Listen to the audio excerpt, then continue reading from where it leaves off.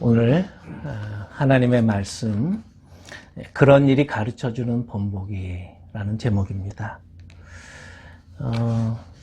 눈길 운전을 하다 보면 내 앞에 달리던 자동차가 코너를 돌면서 쫙 미끄러지는 모습을 이렇게 보는 경우가 있었습니다.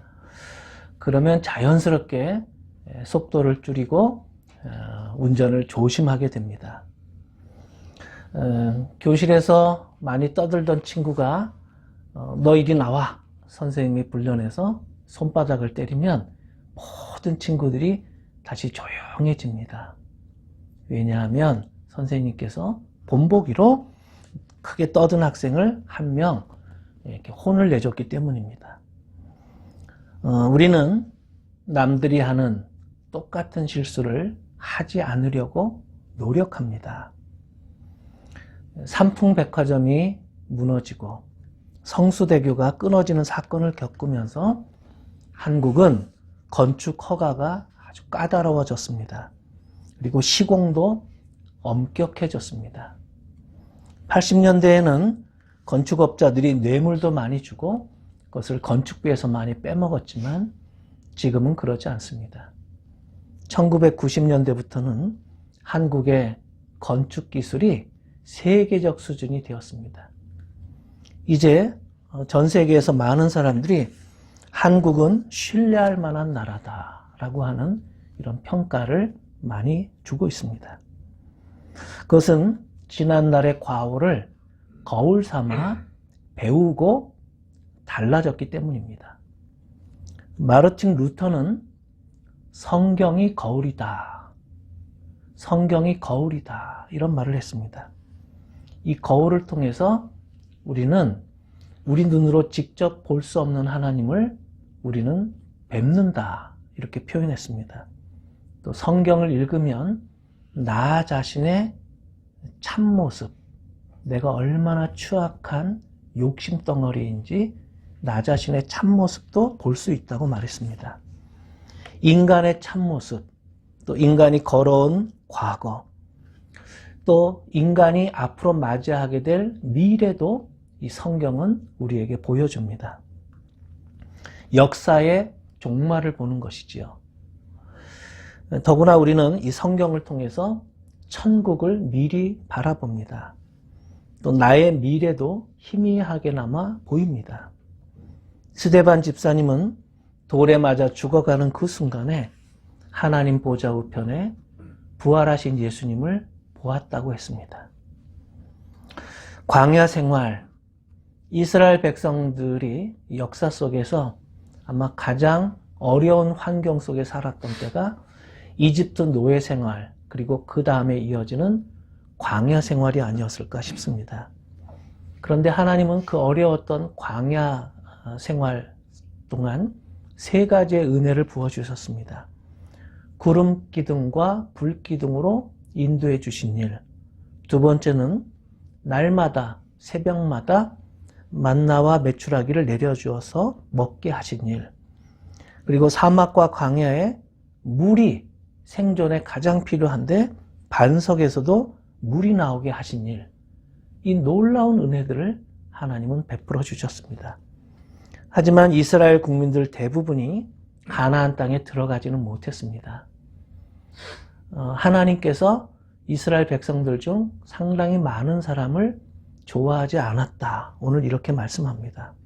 왜일까요? 그것은 그들이 하나님보다 우상을 더 숭배하고 사랑했기 때문입니다. 또 생활 속에서 간음을 저질렀기 때문입니다. 하나님을 의심하고 불신하여 하나님을 시험하다가 죽었습니다. 그토록 놀라운 이적들과 은혜와 사랑을 받았음에도 불구하고 하나님께 불평하고 원망을 쏟아내었습니다. 그런 일들이 거울이 되어 후손들은 하나님을 잘 섬기도록 본보기를 삼으셨습니다. 자, 그렇다면 페더럴 웨이에 살고 있는 우리들은 어떨까요? 내 마음에 하나님보다 더 사랑하는 우상이 존재하지는 않을까요? 내 생활 속에서 간음을 저지르는 일들이 빈번하게 일어나지는 않나요?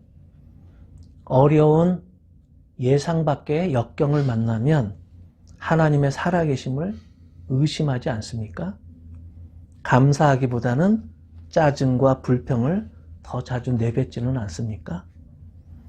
말세를 만난 우리에게 경고가 되게 하려고 이 말씀을 하시는 것입니다.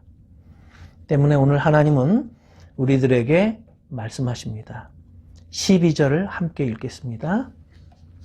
12절 시작. 그러므로 서 있다고 생각하는 사람은 넘어지지 않도록 조심하십시오.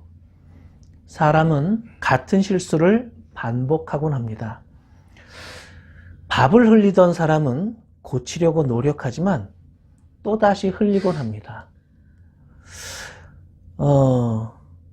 제가 요즘 밥을 잘 흘립니다.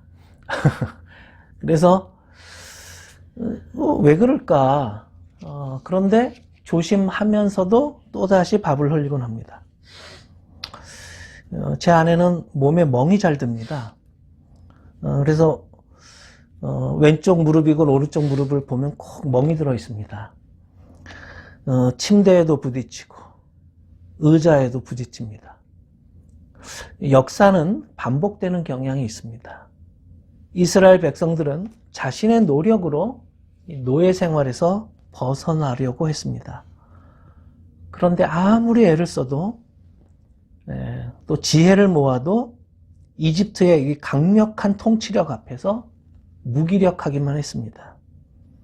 하나님은 이들을 불쌍히 여겨주셨고 그들은 하나님께 호소했습니다. 하나님, 우리 힘으로 이 지긋지긋한 노예 신분을 벗어던질 수가 없습니다.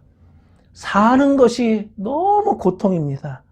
제발 우리를 구원해 주소서. 이러한 고통의 기도를 하나님은 들으셨고 하나님은 모세를 준비하시고 이집트에 유례없는 재앙들을 내리셨습니다. 그리고 사상 초유의 한 민족이 노예 탈출하는 사건을 일으키셨습니다. 이 노예 탈출 사건이 얼마나 하나님의 놀라운 기적으로 일어났는가. 우리는 역사 속에서 이런 유래를 지금도 찾아보기가 어렵습니다. 홍콩이 중국으로부터 독립하기가 사실 쉽지 않습니다. 신장 지역에 사는 위구르 민족은 중국으로부터 독립하기를 원하지만 쉽지 않습니다. 1933년 동튀르키스탄 제1공화국이 처음 건국되었지만 겨우 3개월 만에 소멸되었습니다. 그리고 1944년에 다시 동튀르키스탄 제2공화국이 설립되었습니다.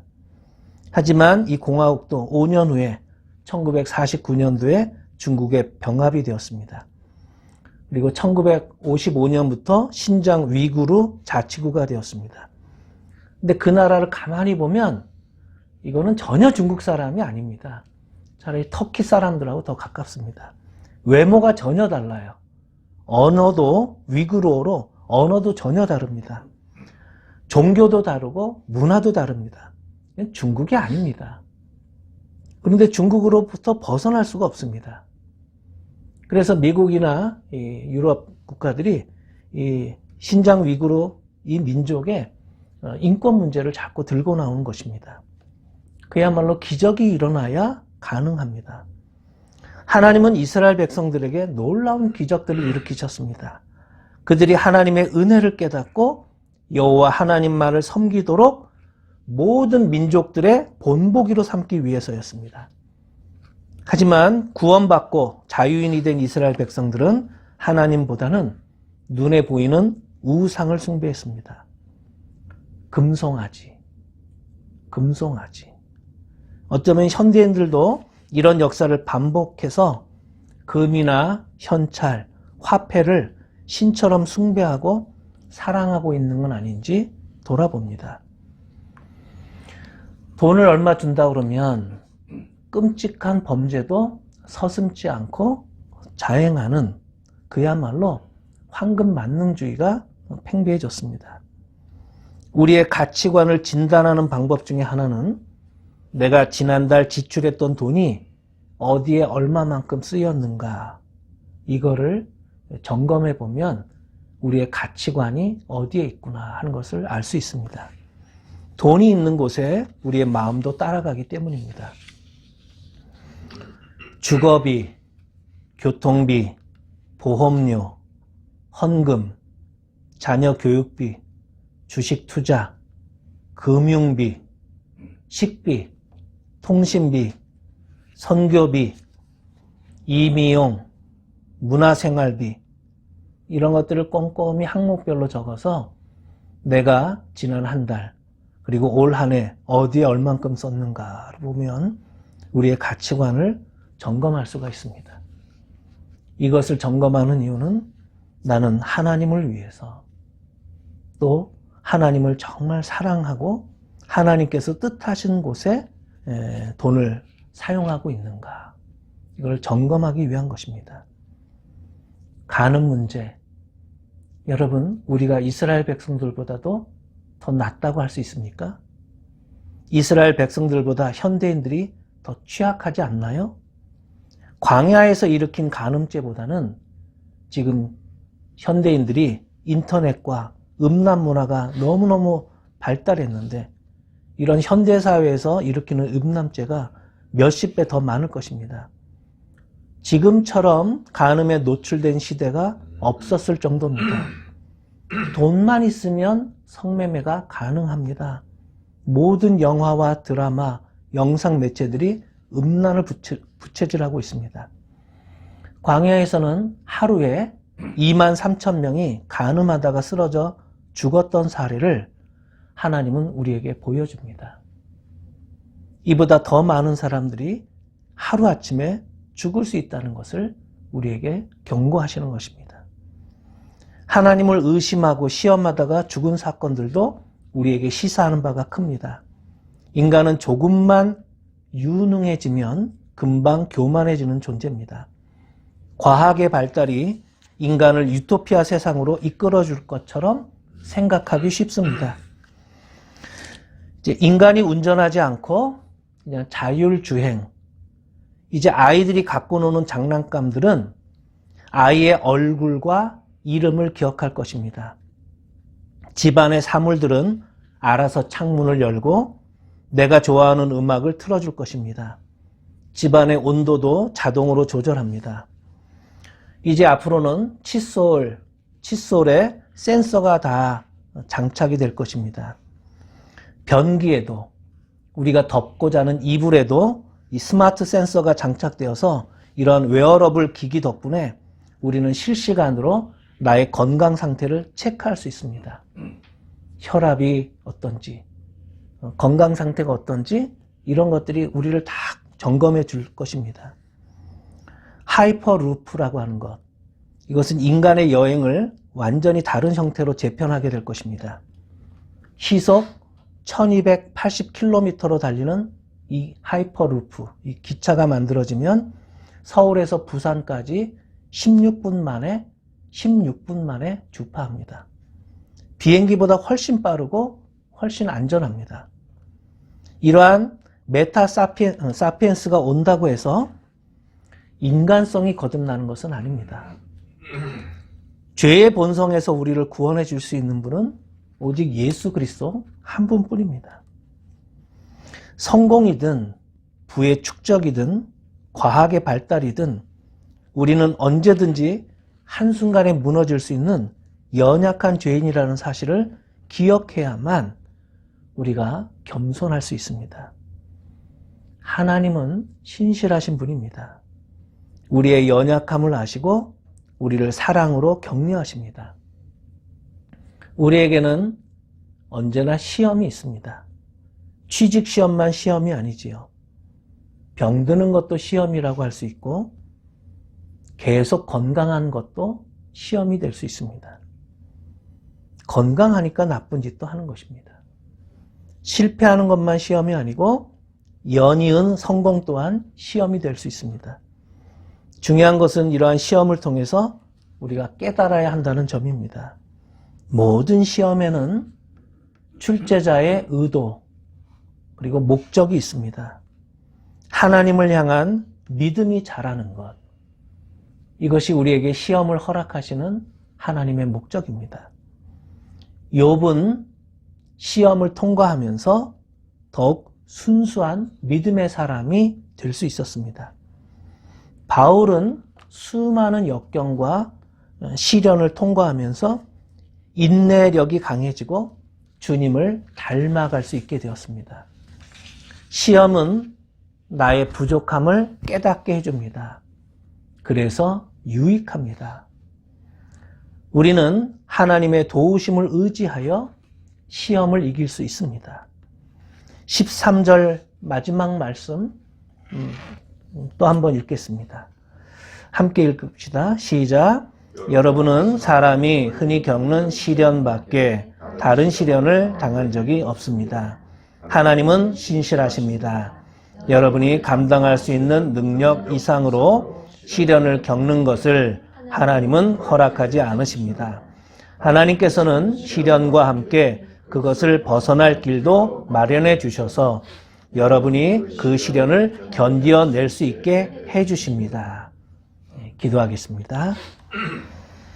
하나님, 한 나라에서 새로운 변이 바이러스가 발생하면 다른 모든 국가들이 경계를 하고 조심을 하는 상황이 되었습니다. 저희들의 신앙생활도 성경을 거울 삼고 이스라엘 백성들의 삶을 거울 삼아서 하나님 앞에 더 겸손하게 하여 주소서. 환경 오염이 심각해지면서 탄소 배출을 줄이려는 노력들이 가해지게 하시니 감사합니다. 고난이 올 때마다 불평하는 것이 아니라 겸손하게 배우고 기도함으로 믿음이 성장하게 하여 주세요. 저희들의 삶이 우리 자녀들에게는 좋은 신앙의 본보기가 되게 하여 주소서. 예수님의 이름으로 기도합니다. 아멘.